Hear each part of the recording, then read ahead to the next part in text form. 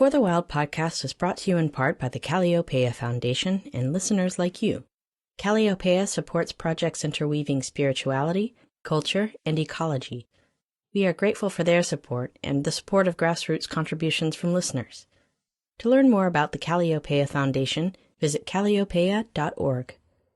To make a donation to For the Wild, visit forthewild.world/donate or support us through Patreon.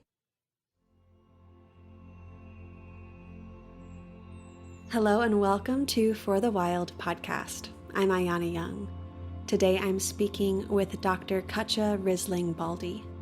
We have to take a moment to kind of think about the ways in which we've not been able to learn how to imagine futures together beyond resource extraction.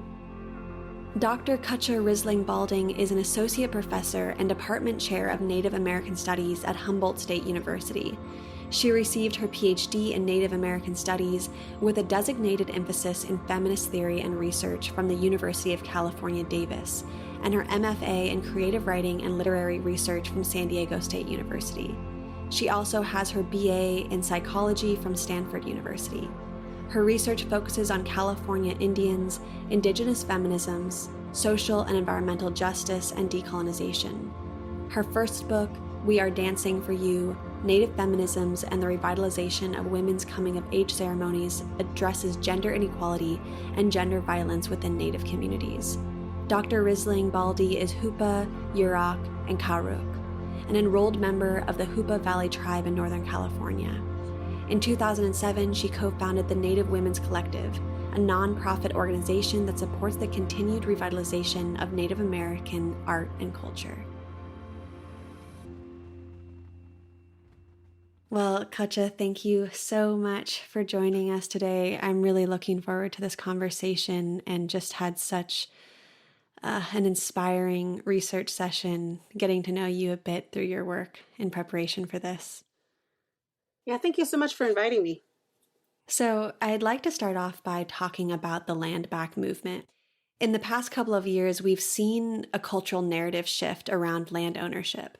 Settler relations, stolen land, and with more and more people attaching themselves to the language of land back, which is great, but it does feel like the shift loses some of its momentum and application, in part because I think settlers remain overwhelmed and perhaps unwilling to fully commit to the work of mapping out what land return looks like.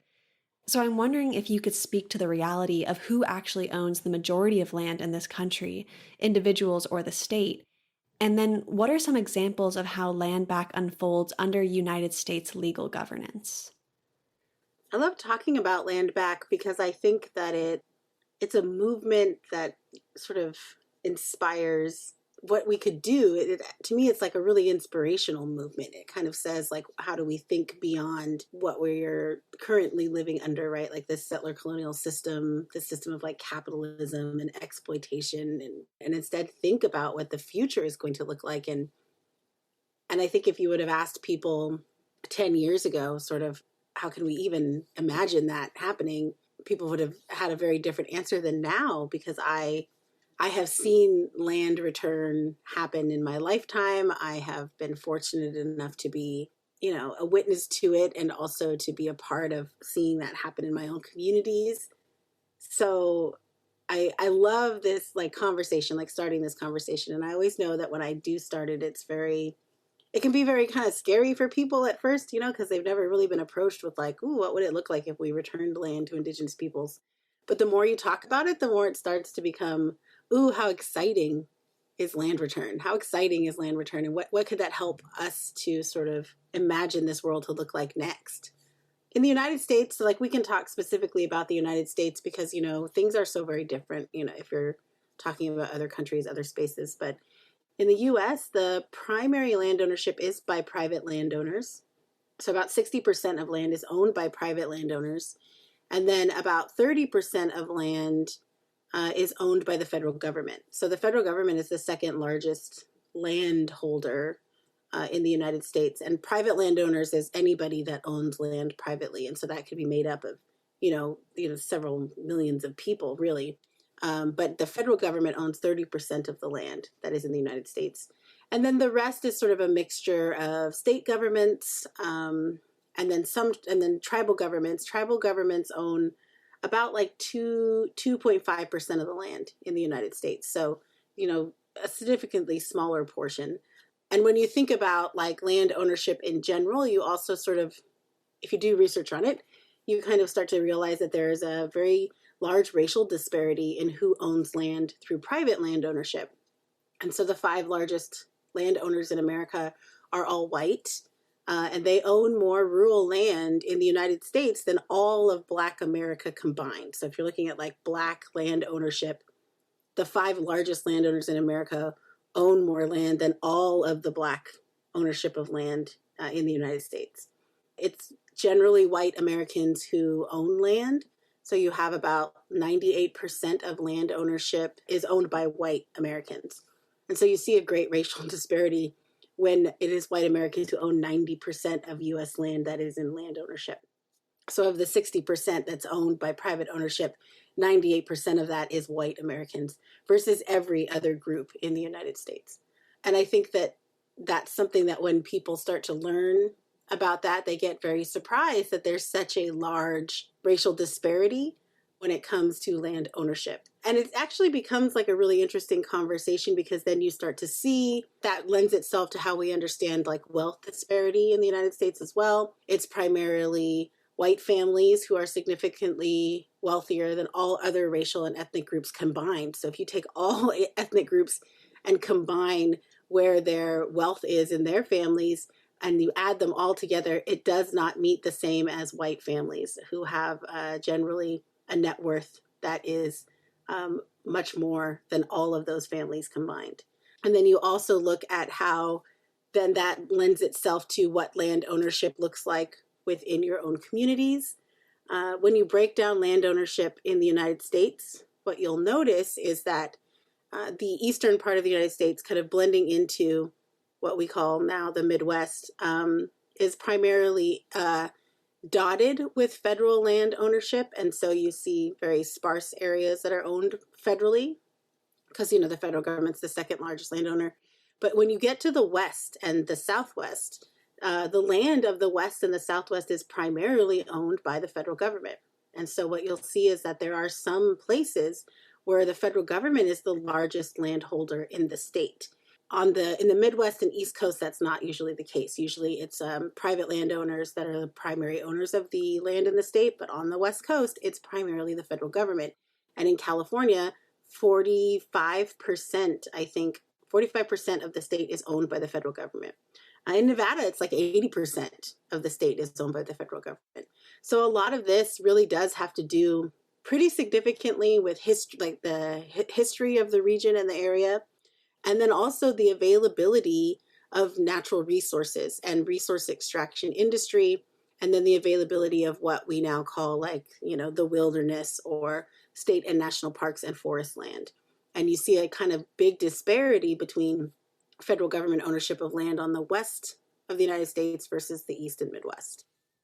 I want to mention for listeners one specific example where the city of Eureka returned the island of Tuluwat to the Wiyot.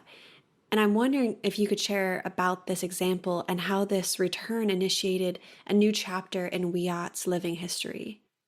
Yes, I mean, and this is actually particularly important to me because it's the place where I live. So I am joining you today from Humboldt County in what the Wiyot refer to as like Baduat, the Baduat region, which is very near the Mad River, what's currently called McKinleyville, but it's very near what the Wiyot call Gigi or Eureka, California. And so this whole region where Humboldt State is, which is where I teach, that's all on Wiyot land. And Wiyot land spans a really large portion of what we currently call Humboldt County.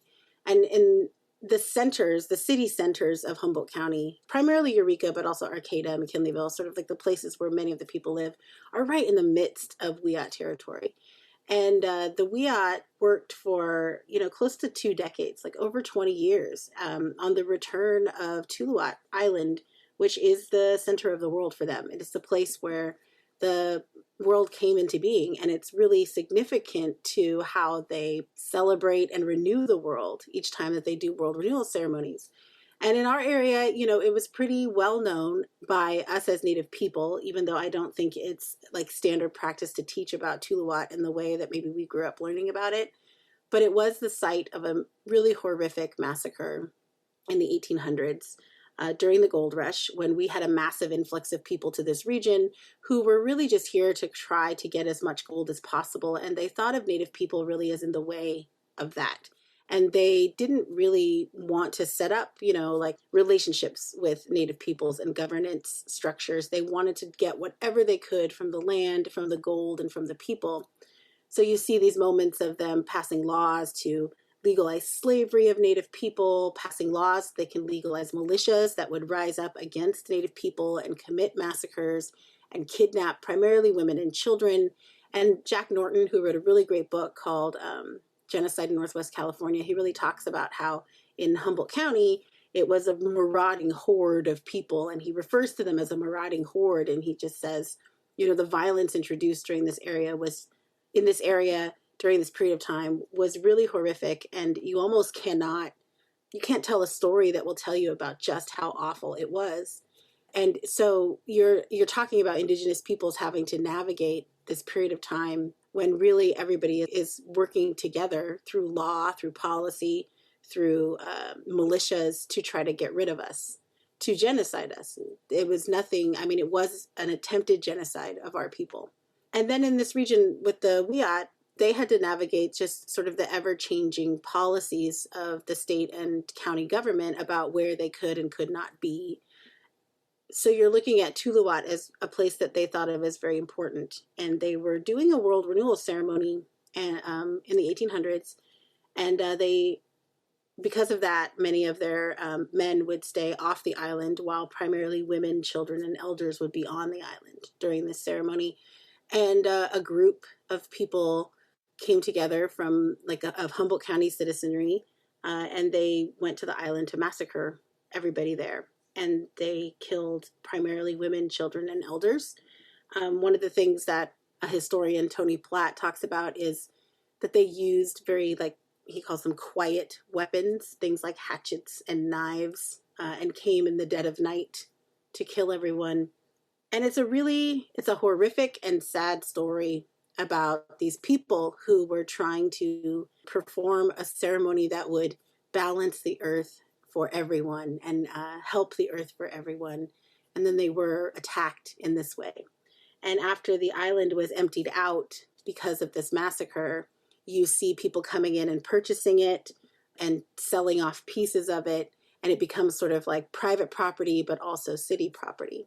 And I think that one thing that I always try to point out to people is after that period of time, a lot of people started referring to this island as Indian Island. And colloquially in this region especially, they will sometimes call it Indian Island. And I really made a point, with myself and my students and people that I talk to say that I try not to refer to it as Indian Island. Although if you look up different things, many people will talk about it that way. But it was only given that name after they attempted this massacre of Wiyot people. Then they started referring to it as Indian Island. And instead it's Tuluwat. That's the name of the space, that the Wiyot have known for time immemorial. And so Tuluwat, I think, is a really important name to sort of reclaim and make sure that that's what we call it. And there's so many beautiful and amazing stories around Tuluwat that what I tell people is it'd be easy to tell that story as if it was a story of the end of Wiyot peoples, or the tragedy that how we remember them or how we know them. And for a long time, I think most people would say that what they know about the Wiyot is that they experienced this great tragedy, this attempted massacre of all of their peoples on Indian Island. But now the story is very different. And I think that that's important for us to remember because, 150 years later, the Wiyot returned and they did a world renewal ceremony there. And they made a point to be able to be in that space. And then they worked for 20 plus years to have the island returned. And it started with their tribal leader at the time, Cheryl Seidner, just sort of starting to say to people, I'm going to get my island back. Now it's time. It's time for us to get Tuluwat back. And people told all of them, I think, that wouldn't be possible, that was a a pipe dream that would take so long. And they just kept saying, no, like, this is what needs to happen. This is what's right. So they just made it happen. And I keep telling people, like, you're talking about a people who came together and started doing like bake sales and selling T-shirts, trying to just get people to donate to them so that they could buy portions of the island that were for sale. And then they started saying out loud to people, we need to get this island back. And what would that look like and how would that work? And you have the Eureka City Council working with them to make that happen. And it took, over 20 years to make that happen. But from start to finish, what I've learned from speaking with the Wiyot peoples and listening to them tell this story is, to them, they were signing up for however long it took to get the island back. They were like, if it took 20 years, if it took 30 years, we weren't going to stop working for the return of this place that is the center of the world, that we need to make the world healthy again, and that we need so that we can carry on the ceremonies that we have. And I think that type of approach, which says, this is our space, our land, our future, and we're going to work as long as it takes to make these things happen, because we know that this is what needs to happen so that this whole world can be a better place. That's the story that we should tell about Native people. Sometimes we focus a lot on telling the story of California Indian genocide, and you see like the best-selling books about California Indians tend to be about our genocide.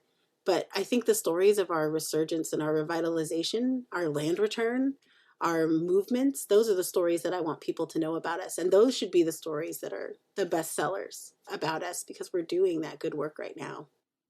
Mm-hmm. Yeah, just as we've seen a popularization of land acknowledgements in the past couple of years, I've also noticed that traditional ecological knowledge has become much more of a buzzword.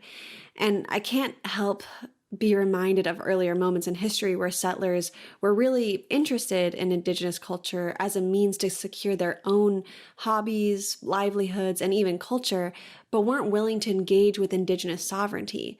Another example that you've written about is the hypocrisy of California implementing controlled burns and acknowledging Indigenous practices as a way to save, quote, the state, without addressing the California tribes that still don't have access to their land. So it would appear that settlers just want to be able to import the ideas and practices that we think will give us a shot at life on this earth, but we want to do so without having to learn about rematriation. So I'm wondering if you could speak to the reality that you can't uproot Indigenous sovereignty as something that exists siloed from traditional ecological knowledge. Sure. I mean, I think that we're always talking about, like, what are we going to do now, right? Like, what is it going to look like as we start to really face what's happening with climate change, what's happening with like environmental justice issues, what's happening with racial justice issues. What are we going to do? Like, what do the solutions look like? And I think that for far too long, we've been creating solutions, especially to these larger problems of like, what do we do with climate change without Indigenous knowledges? And have been taking for granted that Indigenous knowledges are going to be the response that we need to have. I've been reading articles talking about how, like, Indigenous knowledges are not a backup plan anymore. They are the plan. And the things that we've been fighting for and maintaining and pursuing for the last 50 years really are the ways that need to happen in order to move forward.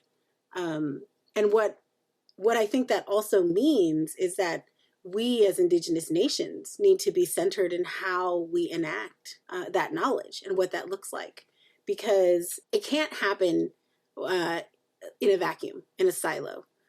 It's like a totalizing experience of what this space is supposed to look like. So if you talk about cultural burning, for instance, some of the people that have some of the most intimate knowledge of the forests and the ways in which they're supposed to be managed, especially in our region, also have no access to forest land, because even though they are tribal nations recognized by the United States, the land in which they now have, it doesn't include forest land. So when they want to go and gather or interact with or even propose cultural burning, they have to navigate several federal government agencies to make that happen. And a lot of the times that's based on a lot of education, because you still have people who don't know that like cultural burning is one of the only things I think that's really going to address this issue of like why our forest fires burn so hot, or why they're so damaging, or why it is that they pop up every couple years in a way that really sort of like destroys rather than protects like the region that they're in. And you start to see people saying, well, what's the answer to this? And people are like, it's cultural burning. If we had been burning consistently, we would not be having these same problems. And what you're seeing is that the policies that were set forth by the federal government that primarily focused on fire suppression in order to maintain, and really that was about like capitalism and profit, because it's really focused on how do we make more trees or more things that we could use so that we could take it out of the area and we can sell it. But it's also really based on this idea that somehow this is supposed to be wilderness, and what people were seeing was like untouched land. And wilderness is a concept that really was used to erase Native people from lands. And most of the wilderness that we know today, especially in California, is Native lands where Native people were living when that quote unquote wilderness was created. So when they became national parks or state parks, Native people were actually living in there. And so anything that you're thinking about when you think about wilderness, what you're actually thinking about is native lands that they tended to, that they took care of. And much of that was done with cultural burning. So when people start talking about bringing cultural burning back, what they don't tend to acknowledge is, yes, you inviting Indigenous peoples from that area to come in and tell you and inform you and help you to do that cultural burning is really necessary. But it's also really insulting because you're acting as if that land is not their land that they have knowledge of, and you're being okay with the fact that they're being kept out of it legally and often physically, and often like spiritually and socially. They can't connect with that forest land in the same way because it belongs, to the National Park Service or to the State Park Service, because it's part of wilderness areas or protected in some way by the federal government or even the state government laws. And so I'm thinking in particular in our area about like the Karuk tribe. They are a tribe who was significantly impacted by the gold rush. Horrific things happened in that area to remove them from their lands and push them into various areas. And then they made a treaty with the federal government, with the United States, at a point in the 1800s when they were making treaties in California. And because of pushback from the citizenry of California, those treaties were never ratified. And so suddenly you go from tribal nations in California being guaranteed certain lands that they negotiated, that they made sure they would have until the end of time, that they agreed to maintain a relationship of nation to nationhood with the United States.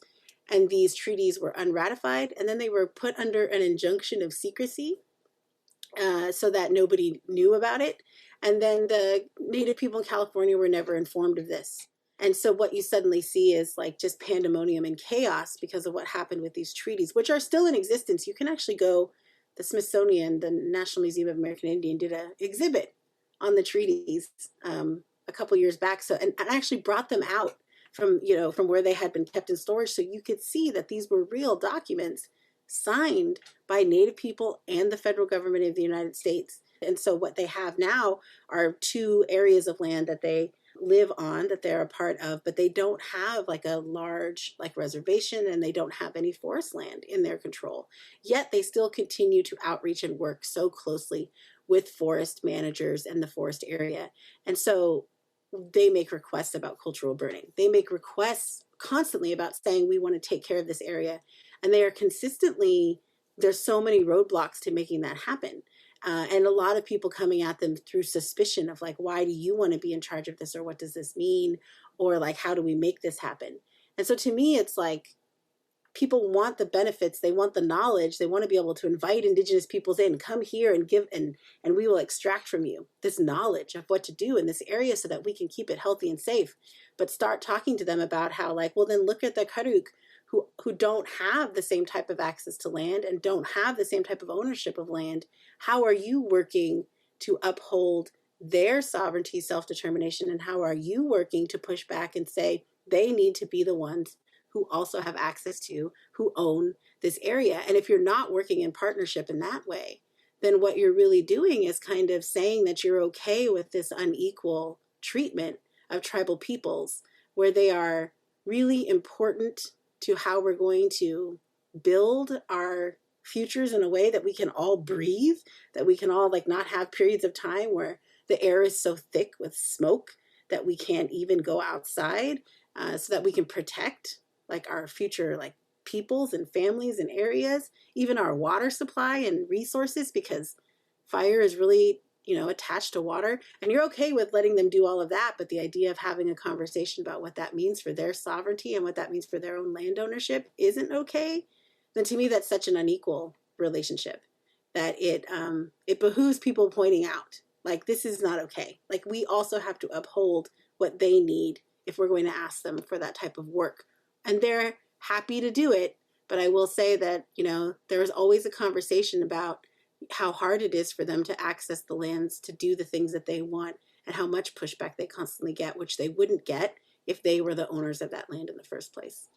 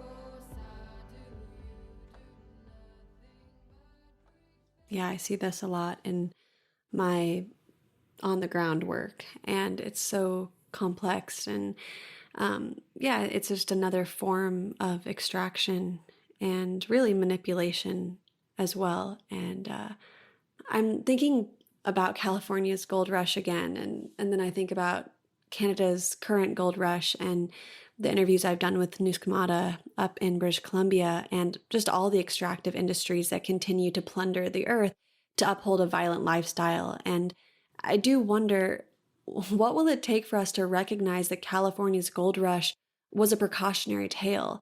And despite living amongst the consequences every day, this current dominant culture continues to replicate the same abuses.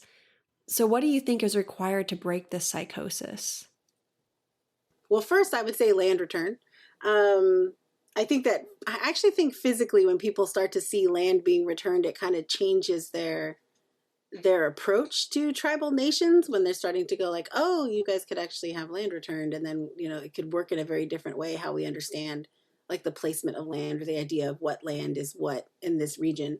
So I do think like working toward land return to Indigenous peoples is really important. Because it demonstrates for people sort of the reality of how physically ownership can change, or even like the physicality of like where you go to do certain industry, or where you can sort of have certain lands under, like, that are open for certain things or not. So I would say land return, but that's my answer to everything. Like, everybody's always asking me like, what's the answer to this? And I always say land return, just give it back. And then we'll have a totally different conversation after that, I promise. But the other thing I'll say is, we have to take a moment to kind of think about the ways in which we've not been able to learn how to imagine futures together beyond resource extraction. And, we view like the ways in which we do things in this world as like kind of inevitable. And then also that it's not possible to do something else. And all the time people will say to me like, that's a really good dream that you have, right? Where I'm like, oh, someday we won't actually need any fossil fuels. And then they're like, that's a really good dream you have, but that's impossible. That's impossible. But what I tell people now is like, I think we have to stop thinking about things as impossible. What we have to do is say out loud what we want the world to be. In Indigenous contexts, we say, nothing can become until you speak it into being. And you first have to tell a story about it. You have to open up people's imaginations to what that could look like. I've been doing a lot of like really good research and talks where you hear from people that like there was a speaker who I heard one time talking about how it's easier for people to imagine like what they're going to do in a zombie apocalypse.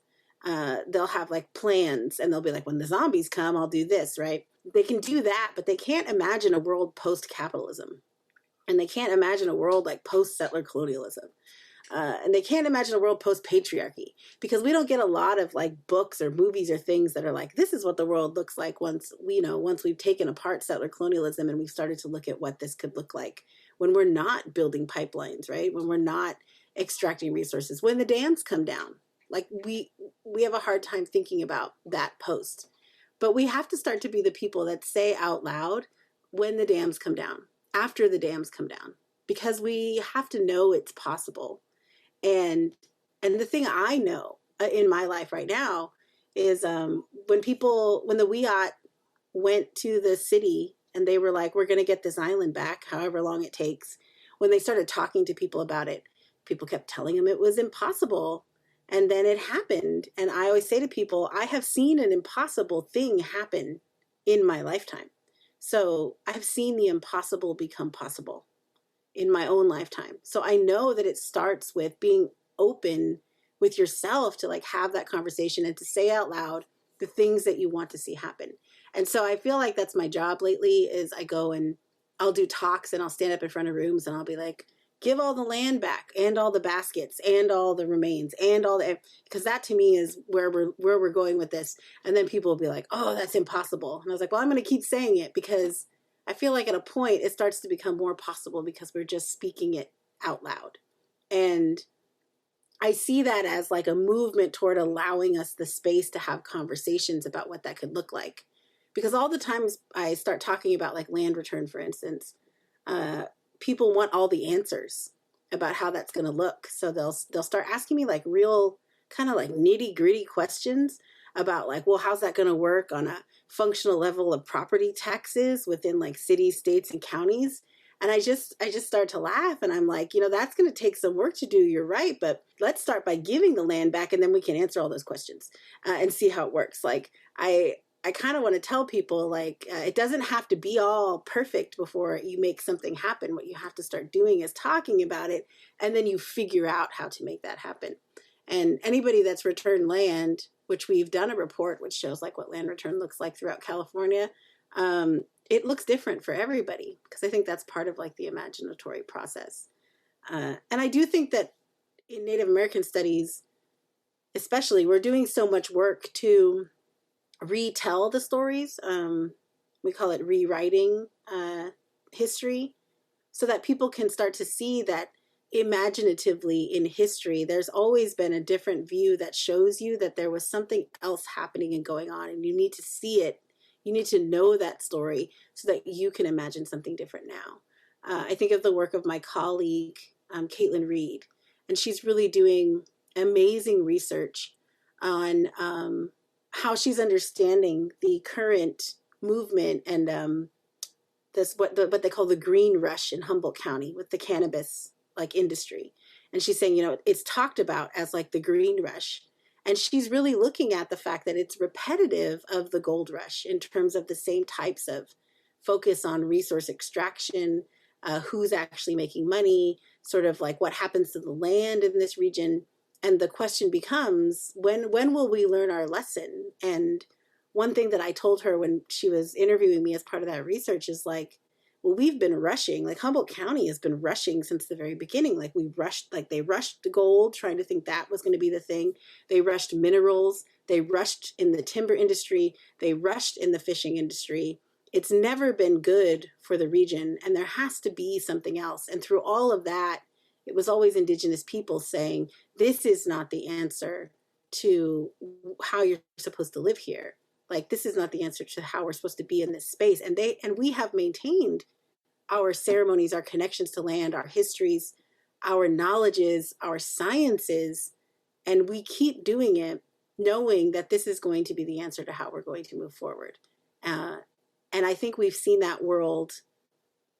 I think we've dreamed that world for thousands of years. So I don't think we're going to stop until we can chip away and see how we can make that happen.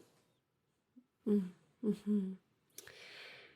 You write, quote, "My contention is that through this in-depth analysis of cultural revitalization as decolonizing praxis, we see how Native nations are able to challenge settler colonialism through Native feminisms and build revitalization movements that not only imagine decolonized alternatives, but also acknowledge that these alternatives did, have, always, and will always exist, end quote. And that last sentence, I think, really is saying that cultural revitalization is anti-apocalyptic, and revitalization is done in collaboration with the past, present, and future all at once, always. So I'd love if you could speak a bit about what cultural revitalization has taught you about living well post-apocalypse. I mean, I think it's taught me a couple of things. One is that the answers that we're seeking can be found within our own cultural teachings and cultural knowledge. I think we were some of the best philosophers, and many of our oldest stories are providing for us guidance to be able to build futures and saying, like, we're going to be here for you in multiple and various ways. And so here's a story to kind of help guide you through that.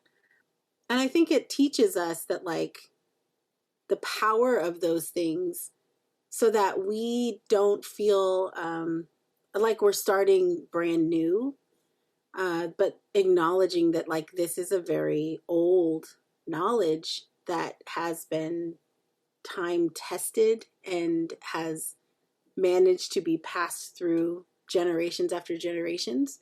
So there's something very powerful about that, but that it is also so adaptable and challenging to our current situation.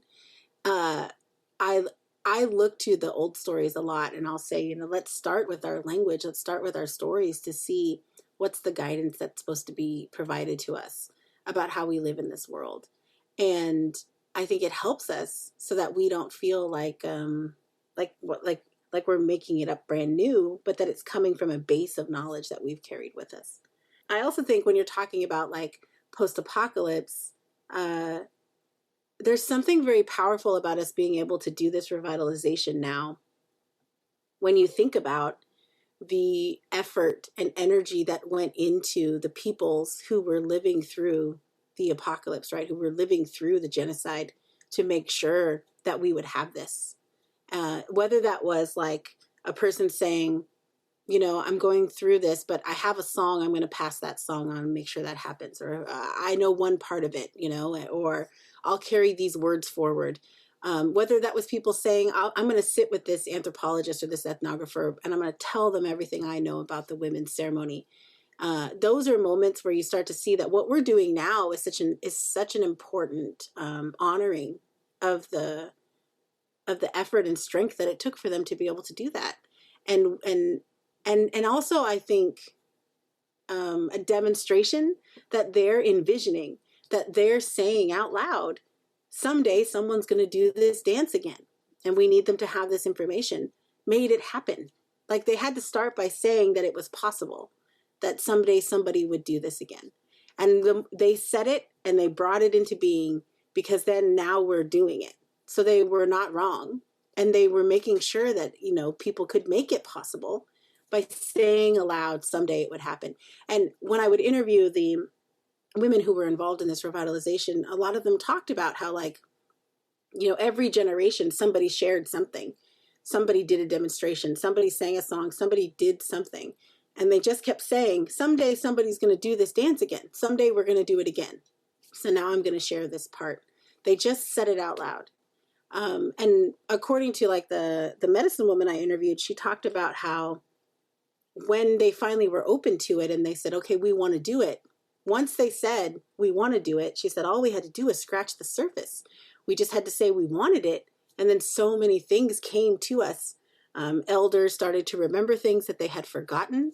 People started to have dreams that reminded them of something that they might not have remembered otherwise. Songs came to people. So I think that those are the things that people should understand, is like, it was slightly bigger than us, but I think it also showed that those efforts and moments of what happens in time of great upheaval, where you're like, I'm going to believe that there's a better future after this. I'm going to believe that there's going to be a moment of resurgence and revitalization, that it mattered, because that's what helped to make it possible for us to be able to do it, because they never stopped bringing it up. They never stopped saying it. They never stopped speaking about it. They never pretended like it was gone forever. To them, it was always a part of their cultural imagination. It was waiting for the right time for it to happen again. And I think that that's a really beautiful thing for us to be a part of now, because when I start talking about what the future could look like, and I'm saying, let's speak into being the things that we want, I'm telling you, like, for my elders and ancestors, I am the living being of the things that they wanted. Like, we are doing the things that they spoke into being now. So what are we going to speak into being and make happen in the future?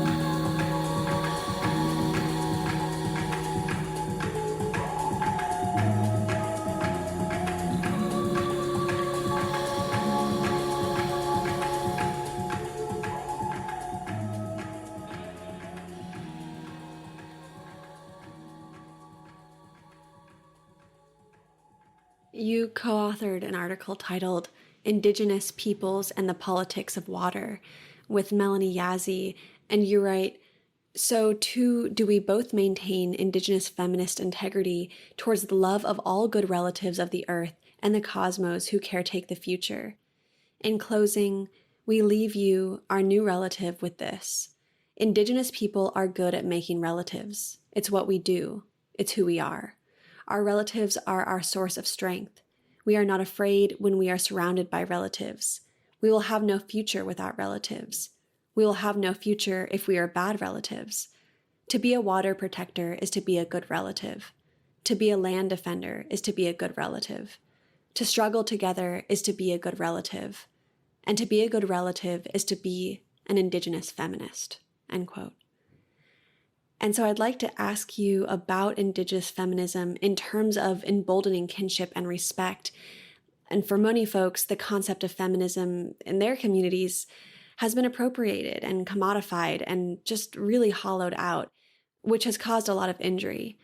So I'm wondering, how has Indigenous feminism in Native communities remained devoted to respect and relationality while actually chipping away at the gender binary, not solidifying it? I think that what Indigenous feminism is really important and is really building off of and a part of a lot of women of color feminisms, you know, like you're talking about Black feminism, you're talking about Asian feminism, you're talking about the feminisms that are sort of pushing back against a feminism that would sort of uphold white supremacy. And I think it's really important for me to point out to people, people will sometimes give the label white feminism, and they'll say, like, you know, what I'm really not on board with is white feminism. And I always say, like, any feminism that upholds white supremacy or that upholds like racial injustice, or that in any way sort of doesn't center intersectionality, doesn't center like the voices of the least marginalized, is just not feminism. So I wouldn't even call that feminism at all, because feminism is about looking at how we understand what equality actually is. And for us, I think doing this work, we're really talking about how we uplift, center, and push forward the most marginalized of voices, so that we understand that you know, gender equity and equality is what we're talking about, and that we have experienced that. I think what Indigenous feminisms adds to this conversation is that in the time before colonization, you are talking about cultures that were truly enacting, theorizing, and living Indigenous feminisms, that were living in a way that said gender equity is about the ability of peoples to be able to live in a space where they are treated in a way that upholds dignity, respect, and relationship. And whether that manifests itself as various genders or manifests itself as various gender identities, doesn't play into how we understand what relationality is. and the relationship that we exist in with each other. And we know that time. We have stories about it. We talk about it. We see it enacted through like our ceremonial practices. So we know that that can exist. So for anybody to come in and say a society that exists where all genders are equal is a utopia, a utopic vision that could never possibly be, because a lot of the times we get told through our own like ways of which we learn about history, or the ways in which we learn about like politics or culture or society, what they call like social science, right? People sort of take for granted, they kind of say like patriarchy is natural, and sort of like a patriarchal role of how we understand the world is the natural way of being. And then you see these kind of moments throughout even like the ways in which we understand like science or you know, the animal kingdom or whatever, where people are like, see, we can normalize this idea of like patriarchy and inequality of genders through all these ways that we view the world. But Indigenous feminism reminds you that actually, when you are in relationship with the world through an Indigenous lens, you are in that relationship in a way that values the equity of gender and all beings. And that it's a very different way of approaching. It's not extractive, it's not exploitive, and it really values people and demonstrates that when we exist in relationship, we make very different decisions. And it also then says, and there is a way that this can exist because we have lived it. Like we have seen it. It was the way that many of our cultures were organized. And then you see then what happens with the change with gender violence, with sort of the introduction of like the ways in which people approach gender specifically. The attempted genocide, I mean, this is actually really important work that's been done by Deborah Miranda here in California, where she talks about the attempted specific targeting for a genocide of people of different genders. So people who sort of lived in who are a part of our communities, who, you know, don't fit the male-female binary of gender, were really targeted for genocide, especially in the Spanish mission system. And so you start to see that all coming in at the same time. And so now we're intervening again, because I think it's really hard to hear from people when you start talking about this and they go, well, that's a utopic vision of society. I'll say, you know, prior to colonization, many of the work that's being done by Indigenous feminists show that there are many Indigenous cultures that did not have rape. Rape is not something that existed. It doesn't mean that we didn't have like any instances ever in the 10,000 years minimum history that we have. It means that it was so rare that people can't just be like, oh yeah, it happened all the time, or even like it happened a lot, or even I can name a time when it happened, because it was so rare. And we're willing to say that because of the work that we do. And then people will say, that's not possible. That's not the way it works. And they won't believe it because we can't even imagine beyond this world of patriarchy and how it kind of like holds on to us, of how we understand things. And I think Indigenous feminism intervenes on that and says, there was a time where there can be that time again. What that means is that we have to build true and better relationships with how we all understand each other.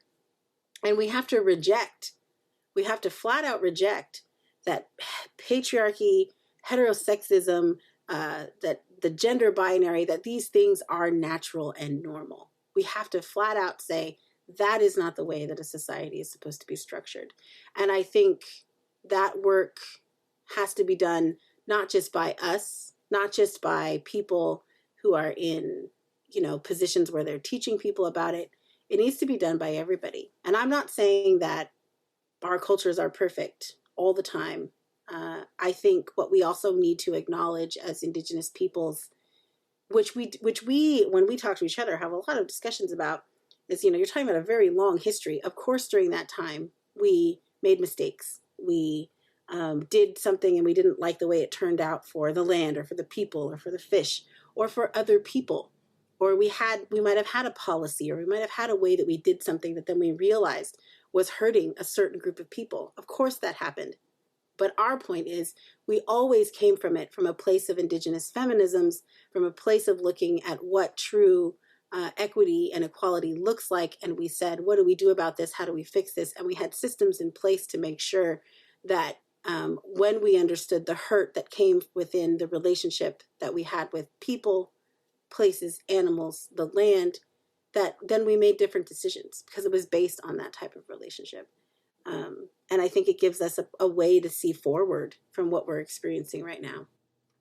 So I should preface that you and I are recording on November 4th, the day after the election, and I want to talk about the parallels between Andrew Jackson and Donald Trump that you've continuously called out over the past 4 years on your blog. And in one post you write, "We act like all of these things couldn't happen so that they continue to happen. It becomes hard for us to imagine a world where our president would actually round up people and kill them all illegally, even though the Supreme Court told them not to, but it already happened. It's hard for us to imagine that our president would make a plan to invade one of our states and not make efforts to avoid having to go to war with their own people, but it already happened.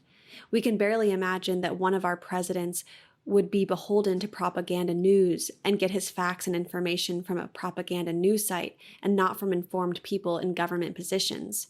But it already happened." End quote. And yeah, I mean, the question here is open, but it definitely recognizes that Andrew Jackson and Donald Trump are cut from the exact same cloth, like eerily so. And I wonder if you think it will ever be possible to break this cycle under settler colonial governance. I mean, that's a really good question. I will say, the blog itself, it's always very pithy. It's always very like, let me just throw this information out there. But I will tell you, when I write in there that I'm like 30 to 60% sure that Donald Trump is actually just Andrew Jackson, what I mean to say is, if someday Donald Trump takes his wig off and starts saying like, I'm Andrew Jackson and I've been zombified, it's like, I am not surprised. And the whole rest of the world will have to be like, she was right. And I will be like, I was right.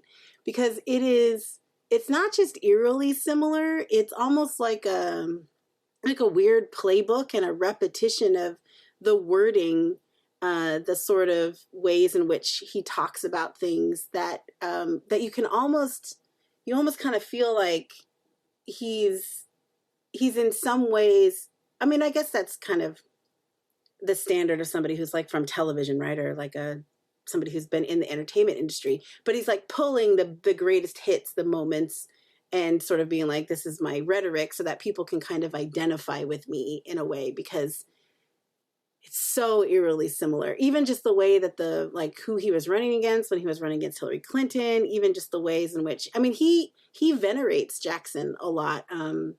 Like when he first moved into the White House, he put up a giant portrait of Andrew Jackson, so that when you are looking, and when they take pictures of him sitting at the Oval Office desk, Andrew Jackson is right behind him, like looking over his desk, like lording over him. And then one of the first things he did when he became president was he went to visit Andrew Jackson's grave, which I felt like he was trolling me. I was like, he's like trolling me now. He's like, now I'm going to go visit the grave of where I'm supposedly buried, right?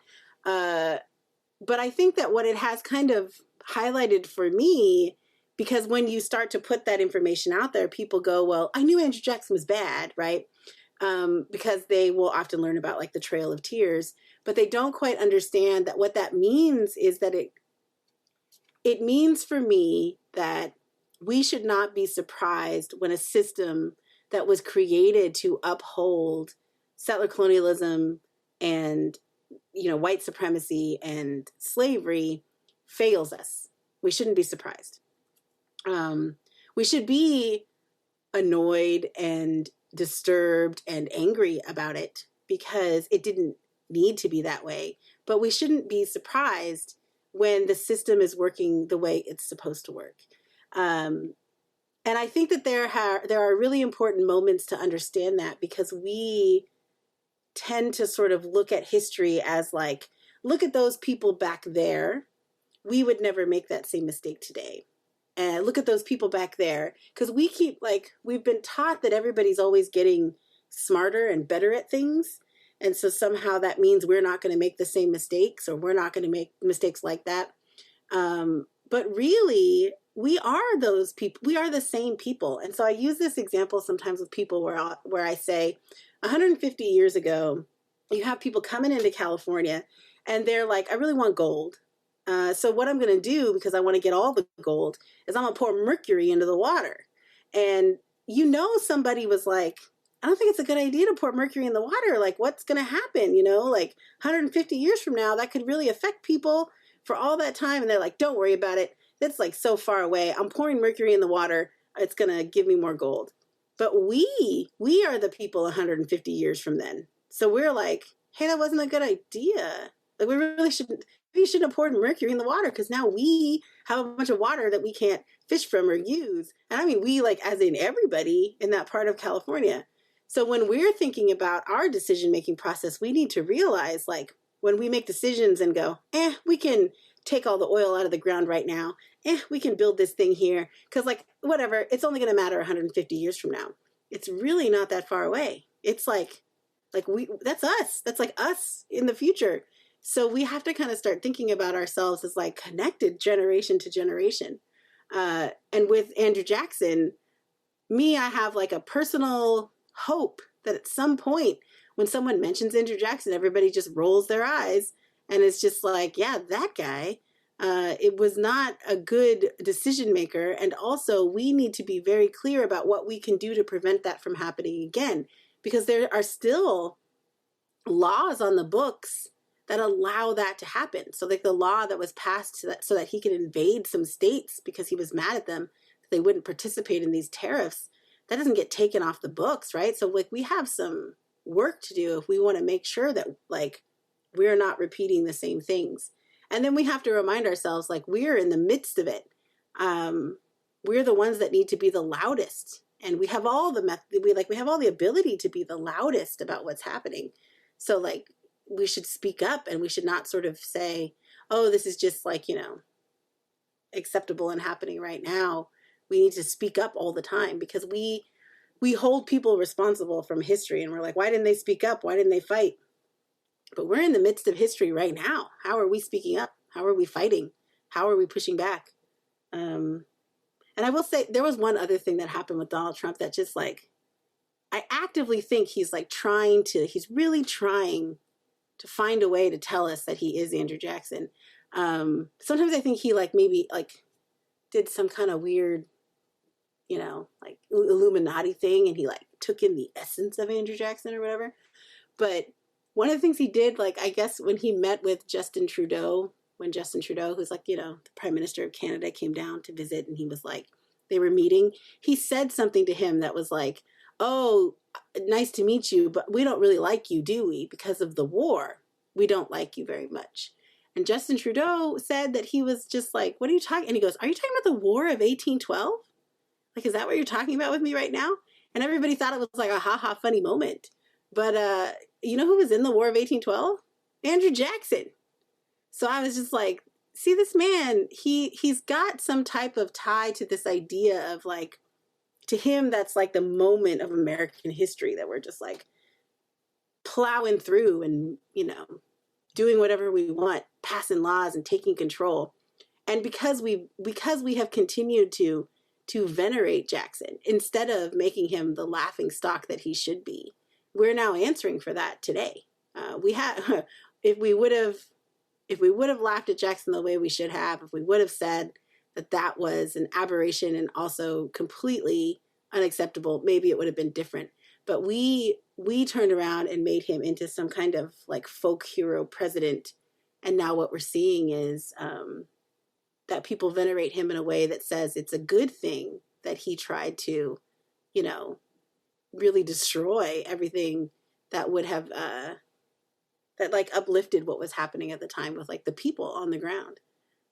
But I think when you're in Indigenous studies and when you're from, like, spaces where you're really thinking about, like, with Native interventions and philosophies, what you start to realize is, like, the whole system from the beginning was kind of set up so that it could uphold itself and white supremacy. And we've been navigating it and dealing with it, but it's never going to be a system that truly that truly empowers our country to become, I think, the vision of what it could have been had we had the right kinds of interventions at the beginning. So maybe what we can do now is work for, like, is dismantle and disrupt and then decolonize and then reimagine what it's supposed to look like. Yes. Oh, well, Cutcha, thank you so much for joining me today. And before we come to a close, I'd just like to invite you to share any closing sentiments you want to share with listeners or ways to support your work on the Native Women's Collective. I think I always encourage people to, like, follow me on Twitter and then follow everybody I follow on Twitter. And uplift Indigenous voices. Think about how you can have Indigenous voices be at the center of the things that you're talking about, or you can invite Indigenous peoples to tell those stories. The work I do with the Native Women's Collective is on the revitalization of Native arts and cultures, and we're very clear at how we work in Native communities to empower people to be able to reconnect and have a resurgence of, like, our cultures and the things that we do. And I think that it's a pretty powerful way of supporting, especially, like, young people as we work toward what, like, decolonized futures look like. So if people want to look us up, we're at nativewomenscollective.org. We have a special project that's going on with my book right now where you can buy a copy of the book through our site. And then if you donate the amount of money it takes, we will take that donation and use it to purchase a book. And send it to rehabilitation centers, tribal libraries, and women and men's prisons in California. So we're starting with California, but we want to get the book to places where people might normally not get a copy of it, and really sending it to the various places where people, especially like with the women's and men's prisons, like where people are incarcerated, because we want them to have the opportunity to read this story about community and sort of the empowerment that's happening. And often they don't get, books in their library. So we will donate a copy of the book to the various places that we have on our list. If people want to donate there, it's one project that we're doing to try to get the book out there. And then we have several other projects that we're doing, which you can learn more about, but it's really about connecting with community and making sure that our community is cared for, especially in times like this where we can find ways to reconnect with our cultures so that we can move forward in really good ways.